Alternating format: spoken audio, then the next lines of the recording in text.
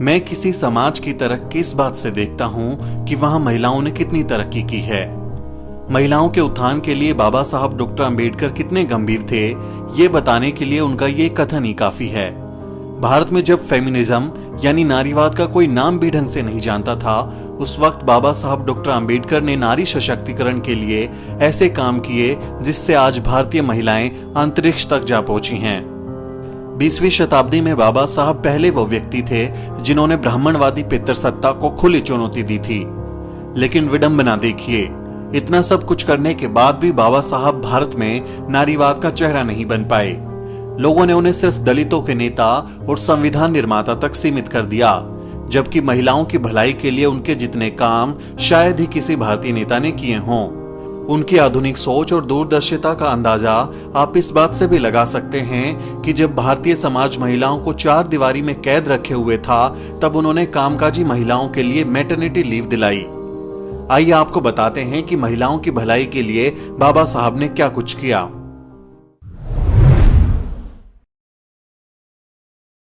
बाबा साहब ने शिक्षा के दम पर अपने असंख्य बच्चों का भविष्य संवारा था, इसलिए बाबा साहब शिक्षा के महत्व को बखूबी जानते थे। पुरुषों की शिक्षा के साथ साथ वो महिलाओं की शिक्षा को भी बहुत जरूरी मानते थे। जेएनयू में असिस्टेंट प्रोफेसर डॉक्टर प्रवेश कुमार के मुताबिक 1913 में न्यूयॉर्क में एक भाषण देते हुए उन्होंने कहा था, माँ बाप बच्चों को जन्म देते हैं, कर्म नहीं देते। माँ बच्चों के जीवन को उचित मोड़ दे सकती है। यह बात अपने मन पर अंकित कर यदि हम लोग अपने लड़कों के साथ साथ अपनी लड़कियों को भी शिक्षित करें तो हमारे समाज की उन्नति और तेज होगी। बाबा साहब का यह कथन पूरी तरह सच साबित हुआ। आज भारत की लड़कियां शिक्षित होकर हवाई जहाज तक उड़ा रही हैं। बाबा साहब ने न्यूयॉर्क में पढ़ाई के दौरान अपने पिता के करीबी दोस्त को पत्र में लिखा था, बहुत जल्द भारत प्रगति की दिशा स्वयं तय करेगा, लेकिन इस चुनौती को पूरा करने से पहले हमें भारतीय स्त्रियों की शिक्षा की दिशा में सकारात्मक कदम उठाने होंगे।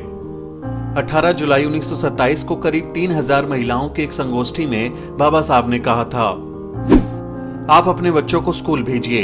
शिक्षा महिलाओं के लिए भी उतनी ही जरूरी है जितना कि पुरुषों के लिए। यदि आपको पढ़ना लिखना आता है तो समाज में आपका उद्धार संभव है।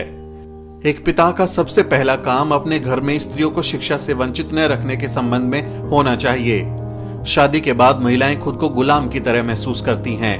इसका सबसे बड़ा कारण निरक्षरता है। यदि स्त्रियां भी शिक्षित हो जाएं, तो उन्हें यह कभी महसूस नहीं होगा। भारत की पहली महिला शिक्षिका सावित्रीबाई फुले और फातिमा शेख की परंपरा को बाबा साहब ने आगे बढ़ाया और महिलाओं को पढ़ने लिखने की आजादी के लिए खूब प्रयास किए। मनुस्मृति में स्त्रियों को जड़, मूर्ख और कपटी स्वभाव का माना गया है और शूद्रों की भांति उन्हें अध्ययन से वंचित रखा गया। लेकिन बाबा साहब ने महिला शिक्षा के लिए काफी काम किया।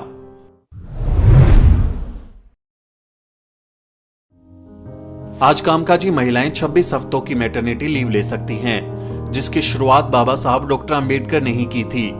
10 नवंबर 1938 को बाबा साहब डॉक्टर अंबेडकर ने बॉम्बे लेजिस्लेटिव असेंबली में महिलाओं की समस्या से जुड़े मुद्दों को जोरदार तरीके से उठाया था। इस दौरान उन्होंने प्रसव के दौरान महिलाओं के स्वास्थ्य से जुड़ी चिंताओं पर अपने विचार रखे। क्या आप जानते हैं कि 1942 में सबसे पहले maternity benefit bill doctor Ambedkar द्वारा ही लाया गया था।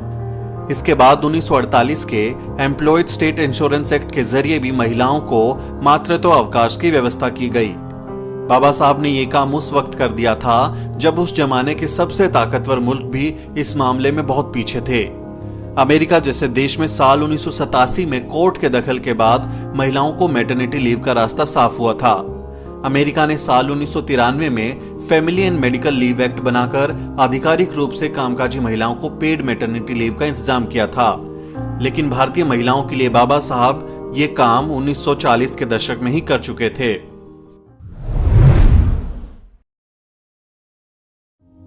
बाबा साहब ने भारतीय नारी को पुरुषों के मुकाबले बराबरी के अधिकार दिए हैं। भारतीय समाज में लैंगिक असमानता को खत्म करने के लिए उन्होंने बाकायदा संविधान में लिंग के आधार पर भेदभाव करने की मनाही का इंतजाम किया। आर्टिकल 14 से आर्टिकल 16 में महिलाओं को समाज में समान अधिकार देने का प्रस्ताव किया गया है। बाबा साहब ने संविधान में लिखा कि किसी भी महिला को सिर्फ महिला होने की वजह से किसी अवसर से वंचित नहीं रखा जाएगा और ना ही उसके साथ लिंग के आधार पर कोई भेदभाव किया जा सकता है। भारतीय संविधान के निर्माण के वक्त भी बाबा साहब ने महिलाओं के कल्याण से जुड़े कई प्रस्ताव रखे थे। इसके अलावा महिलाओं की खरीद फरोख्त और शोषण के विरुद्ध भी बाबा साहब ने कानूनी प्रावधान किए। साथ ही बाबा साहब ने संविधान में महिलाओं और बच्चों के लिए राज्यों को विशेष कदम उठाने की इजाजत भी दी।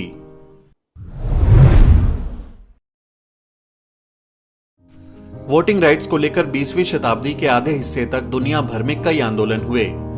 नारीवाद की पहली और दूसरी लहर में महिलाओं के लिए वोटिंग राइट्स की जबरदस्त मांग उठी, लेकिन उस समय भारत में इसके लिए बहुत ज्यादा आंदोलन नहीं हुए थे।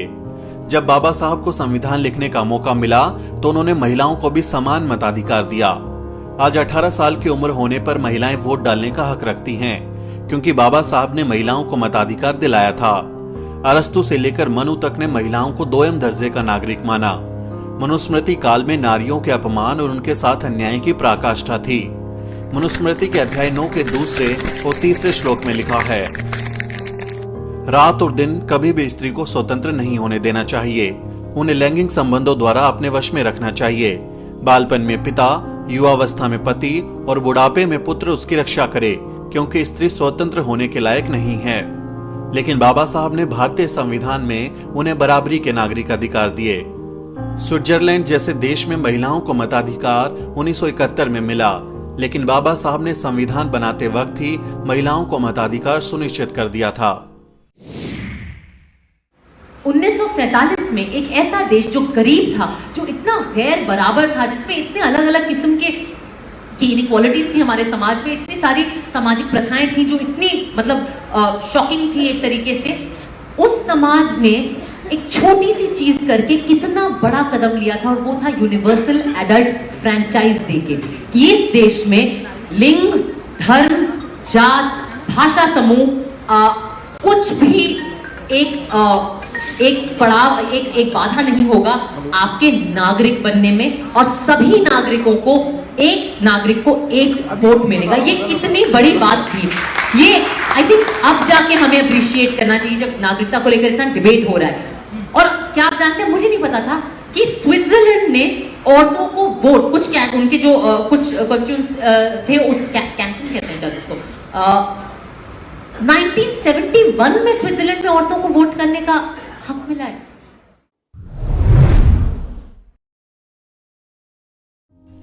बाबा साहब ने संविधान के जरिए महिलाओं को वे अधिकार दिए जो मनुस्मृति ने नकारे थे। उन्होंने राजनीति और संविधान के जरिए भारतीय समाज में स्त्री पुरुष के बीच असमानता की गहरी खाई पाटने का सार्थक प्रयास किया। जाति, लिंग और धर्म निरपेक्ष संविधान में उन्होंने सामाजिक न्याय की कल्पना की है। हिंदू कोड बिल के जरिए उन्होंने संवैधानिक स्तर से महिला हितों की रक्षा का प्रयास किया। इस बिल के 4 प्रमुख अंग थे। पहला, हिंदुओं में बहुविवाह प्रथा को समाप्त करके केवल एक विवाह का प्रावधान जो विधि सम्मत हो। दूसरा, महिलाओं को संपत्ति में अधिकार देना और बच्चे गोद लेने का अधिकार देना। तीसरा, पुरुषों के समान नारियों को भी तलाक का अधिकार देना। हिंदू समाज में पहले पुरुष ही तलाक दे सकते थे। चौथा, आधुनिक और प्रगतिशील विचारधारा के अनुरूप समाज को एकीकृत करके उसे मजबूत करना। डॉक्टर अंबेडकर का मानना था, सही मायने में प्रजातंत्र तब आएगा जब महिलाओं को पिता की संपत्ति में बराबरी का हिस्सा मिलेगा, उन्हें पुरुषों के समान अधिकार मिलेंगे। महिलाओं की उन्नति तभी होगी जब उन्हें परिवार समाज में बराबरी का दर्जा मिलेगा। शिक्षा और आर्थिक तरक्की उनकी इस काम में मदद करेगी। लेकिन राजेंद्र प्रसाद जैसे महिला विरोधी हिंदुओं की वजह से हिंदू कोड बिल पास न हो सका। आखिरकार 7 सितंबर 1951 को बाबा साहब ने मंत्री पद से इस्तीफा दे दिया। बाद में 1955-56 में हिंदू कोड बिल के प्रावधानों को हिंदू विवाह अधिनियम, हिंदू तलाक अधिनियम, हिंदू उत्तराधिकार अधिनियम, हिंदू दत्तक ग्रहण अधिनियम के रूप में अलग अलग पास किया गया। महिलाओं को पिता और पति की संपत्ति में हिस्सेदारी देना, तलाक का अधिकार और बच्चे गोद लेने का अधिकार भी बाबा साहब ने ही दिलाया। उस समय के हिंदू समाज में ऐसी मान्यता थी कि अगर महिला अपने घर से डोली पर निकलती है तो वापस उसके अर्थी उठती है, और विवाहित स्त्रियों को अपने पिता के घर वापस आना पाप माना जाता था। लेकिन बाबा साहब ने महिलाओं के लिए क्रांति की शुरुआत कर दी थी।